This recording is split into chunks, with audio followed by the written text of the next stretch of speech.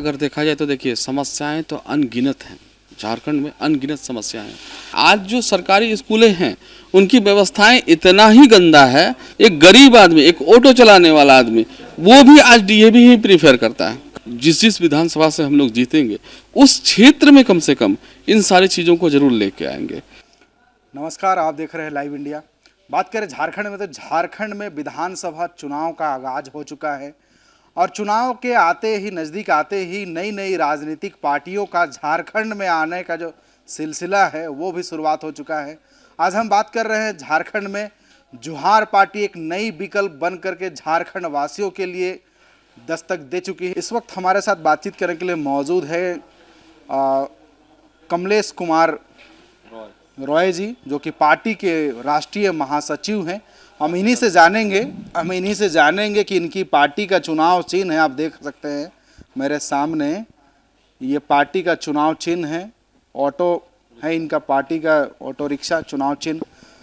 कमलेश जी, ये बताइए कि क्या आगामी विधानसभा चुनाव में आपकी तैयारियां चल रही है, तो क्या झारखंड के लोगों के लिए आप क्या नया विकल्प लेकर आ रहे हैं? जी, आप सबको नमस्कार।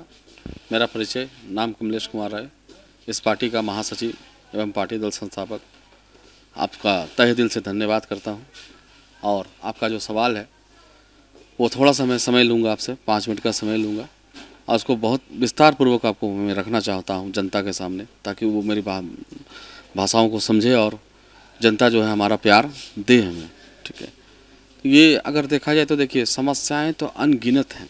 झारखंड में अनगिनत समस्याएँ हैं जिसको हम 5 मिनट में या आप आधा घंटे में उसको कवर नहीं कर सकते हैं। मगर हाँ, जो मेन मुद्दा है जिसको अगर ठीक कर लिया जाए तो आने वाले समय में झारखंड वासियों को एक जो हम लोग पिछड़ा राज्य में आ रहे हैं वो कम से कम जो हमारा लेवल है वो ऊपर आएगा। चाहूँगा कमलेश जी, हमारा राज्य जो है कि इंडिया का सबसे अमीर राज्यों में से एक है। यहाँ के नेता, यहाँ के जो नेता हैं, यहाँ के जो बैठे हैं कुर्सी में, वो झारखंड को गर्त में ढकेल दिए। कोई ऐसा दिन नहीं है जिस दिन यहाँ से करोड़ों और अरबों का माल यहाँ से बाहर नहीं जा रहा। भले यहाँ के जो निवासी हैं, यहाँ के मूल निवासी हैं, उनके झोली में 1 रुपया नहीं आ रहा। जी, मैं इसी मुद्दे पे आ रहा था कि यहाँ पर हमारे पास ना तो किसी चीज़ का कोई कमी है, ना खनिज का कमी है, ना पैसे का कमी है। मगर अगले 24 साल बिहार से अलग होने के बाद जो लड़ाई लड़ा, जो उलगुलान हुआ कि झारखंड अलग किया जाए, और इसके लिए जो योगदान दिए उन सबों का भी धन्यवाद। और जब झारखंड अलग होने के बाद बड़ी बड़ी पार्टियां आई, बीजेपी, जेएमएम, कांग्रेस, बट ये बड़ी पार्टियां आने के बावजूद भी ज़मीनी स्तर पर कोई काम नहीं किया। बस सर चुनाव से पहले कहते हैं कि बहुत सारा ये कर देंगे, वो कर देंगे, ये ले आएंगे, वो ले आएंगे, आपको ऐसे शिक्षा देंगे, आपको ऐसा स्वास्थ्य देंगे, आपको आप लोगों को रोज़गार देंगे। मगर जब सरकार बन जाती है और कोई मीडिया कर्मी या मीडिया बंधु हम लोग के जब उनसे मिलने जाते हैं तो कई लोगों को तो टाइम भी नहीं दिया जाता है। क्यों? क्योंकि उनके पास उन सवालों का जवाब ही नहीं होता है। मगर ये जोहार पार्टी ऐसा नहीं करेगी। आज का दिनांक मैं चाहूँगा कि ये अंकित किया जाए मीडिया की तरफ से कि 14/9/2024 को राष्ट्रीय के महासचिव कमलेश कुमार जो बोल रहे हैं वो आने वाले समय में अगर भगवान की कृपा से कि जिस विधानसभा से हम लोग जीतेंगे उस क्षेत्र में कम से कम इन सारी चीज़ों को जरूर लेके आएंगे। जैसे पहली शिक्षा को हम लोग साउथ के पैटर्न पे करेंगे, जैसा कि आज तमिलनाडु में हो रहा है, चेन्नई में हो रहा है, कर्नाटका में हो रहा है। अगर थोड़ा सा डिस्क्राइब किया जाए, अगर उसको विस्तार पूर्वक बोला जाए तो जैसे आज डीएवी आप देख रहे हैं रांची के अंदर, जैसे आप कोई कॉन्वेंट स्कूल देख रहे हैं, बिशप स्कॉट देख रहे हैं, उसको सरकारी जितनी भी स्कूलें हैं इन विधानसभाओं के अंतर्गत उन सबों को उस कॉन्वेंट स्कूल की तरह बनाया जाएगा, ताकि आम लोग ने सवालों पे मैं एक बड़ा मुद्दा की बात कर रहा हूँ। हम लोग 4 दिन पहले जो है कि शिक्षक दिवस मनाए। आज तारीख है 14 तारीख। आज से ठीक अगर दिन गिन करके देखा जाए तो 9 दिन पहले। लेकिन देश का दुर्भाग्य है, मैं झारखंड की नहीं कर रहा हूँ, देश का दुर्भाग्य है कि जो सरकारी शिक्षक जो सरकारी स्कूल में पढ़ा रहे हैं उनके बच्चे को खुद प्राइवेट स्कूल जो शिक्षक होते हैं 15,000 25 वाला पढ़ाते हैं। तो इसका मुख्य कारण यही है। मैं इसी मुद्दे पे तो बात कर रहा हूँ आपसे कि आज मुख्य कारण क्या है कि आज जो सरकारी स्कूलें हैं उनकी व्यवस्थाएं इतना ही गंदा है कि कोई एक आम आदमी, एक मिडिल क्लास आदमी, एक गरीब आदमी, एक ऑटो चलाने वाला आदमी, वो भी आज डीएवी ही प्रीफर करता है। कारण क्या है कि सरकार उस पर काम ही नहीं कर रही है। आज अगर सरकारी स्कूलों की बात की जाए, जब आप मीडिया कर्मी बंधु हमारे जाते हैं, जब वहाँ पर थोड़ा सा क्लास लेते हैं, तो उनके जो शिक्षक हैं, यहाँ तक कि जो उनके प्रिंसिपल हैं, उनको तक बहुत सारी ऐसी शिक्षाएं हैं जो बेसिक शिक्षाएं हैं, वो भी उनको पता नहीं। तो वो हमारे बच्चे को कैसे शिक्षित करेंगे? वो तो अंडा चावल चिकन चावल खिलाने में व्यस्त हैं।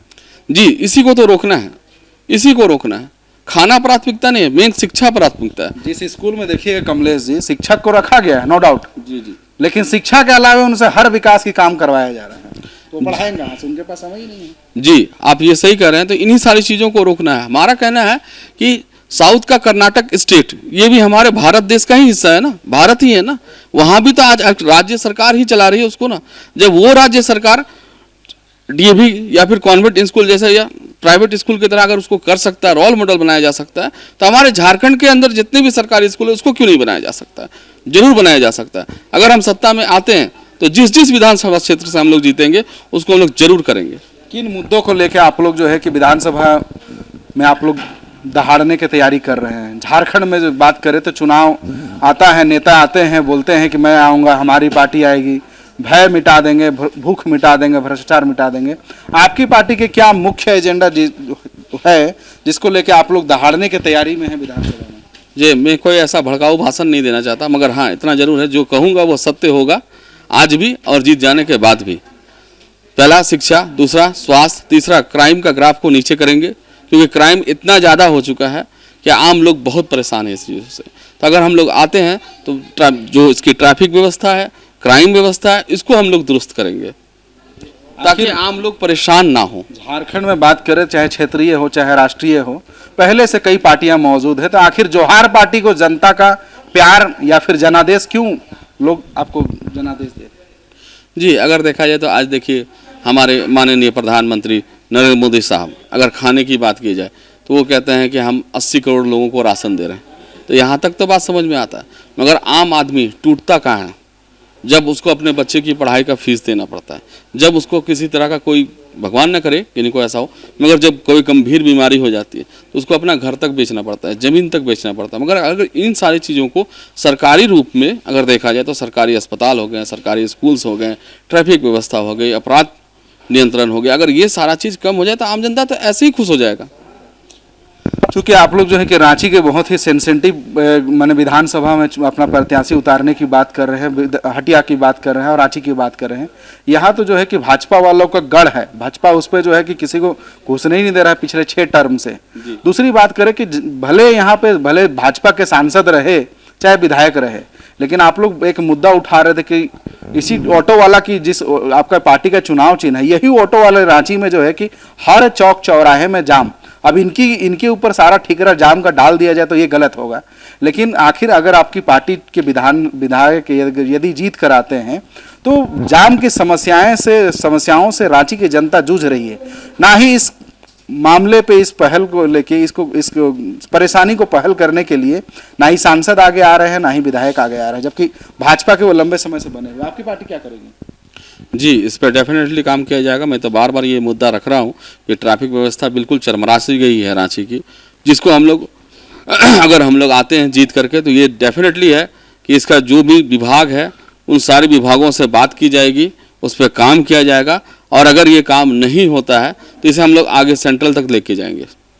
तो ये थे कमलेश जी, जिनका पार्टी का नाम है जोहार पार्टी, जो कि झारखंड विधानसभा में जो है कि अपना प्रत्याशी उतारने जा रहे हैं, जो कि 3 सीटों पे इनकी पार्टी जो है कि चुनाव लड़ने की तैयारी को लेके अपना कमर कस चुकी है। बोकारो की बात करें या फिर रांची विधानसभा और हटिया विधानसभा, ये तीनों ही जगह अपना प्रत्याशी उतारने जा रहे हैं। देखना बड़ा दिलचस्प होगा, चुनाव नज़दीक है, क्या जनता का प्यार या फिर जनता का जनादेश इन नई पार्टियों को मिल पाता है या फिर नहीं, ये तो चुनाव के बाद ही पता चलेगा। इस खबर में सिर्फ इतना ही। देश दुनिया के तमाम खबर से अपडेट रहने के लिए देखते रहे लाइव इंडिया। सहयोगी विशाल के साथ संजय कुमार, रांची।